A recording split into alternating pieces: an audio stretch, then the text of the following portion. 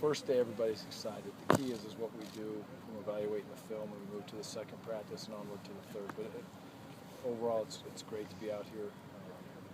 Clean, crisp, fast practice. A lot of learning going on, but I thought they handled it very well, and so did the coaches. How the guys look trying to run the new offense? We got. I'm glad we don't play tomorrow. That's for sure. So, but there's so much learning that goes into the timing and a lot of these things that we've done with the kids. Obviously, there's no football now today. All of a sudden, there is a football.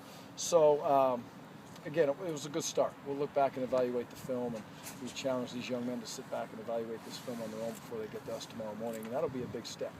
It seemed like there was a great deal of enthusiasm. What we saw the last 20 minutes, was it that way pretty much the whole way, and is that what you expected? Yeah, they kind of woke up bright-eyed and bushy-tailed at 5:30 or whenever they got up, and they came out here and did a nice job. So from start to finish, we want it to be a little bit of organized chaos, I guess. If you just came in and watched practice, you would say, holy cow, what's going on? And we try to challenge ourselves as coaches and players to play with a lot of pace, a lot of speed.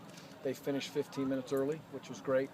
Coaches give them a certain amount of reps on the script, and if they get ahead on those the number of reps that they're running at practice, then we'll make up that time. So they cut 15 minutes off of practice today. The kids did, with the efficiency of the way they practiced, and that's a good sign. Obviously, no fullback listed on the roster right now. What are you kind of hoping to see from a guy like Ricky Ortiz, maybe in that H-back spot? Well, Ricky and Ryan are both doing a great job in that spot right now, and as they move forward, they're going to be playing some of the tight end spot, the H-back spot. We'll run some two-back runs. We definitely will, especially when we get into the short yardage scenarios, and they'll be highly involved as those moving tight ends, which the H does a lot. So a big part of the plans at this point, we'll see how they progress, how they play will dictate how much they're on the field. 7 quarterbacks getting snaps. Is that a number that's even kind of new to you, that many quarterbacks back there? Yeah, very difficult to manage that situation with 7 kids giving you reps. It's hard for the kids, the coaches, the receivers, the centers. We had some exchange issues today.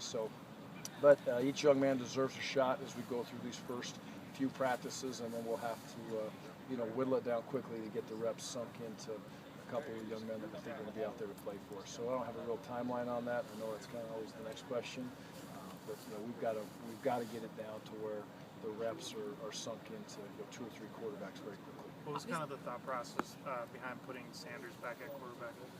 He's been playing a lot of basketball, so moving around doing it. But there's an opportunity for all those kids.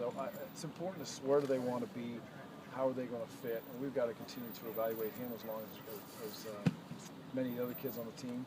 The key part to that is, we have to be able to let them move forward at a position, and then we're going to flop a lot of kids around. You're going to see some kids changing on defense quite a bit position-wise early on the first week, maybe 2 weeks of camp, and then we'll settle in on where they're going to be. So there'll be some changes, not just at quarterback, but different positions. Obviously.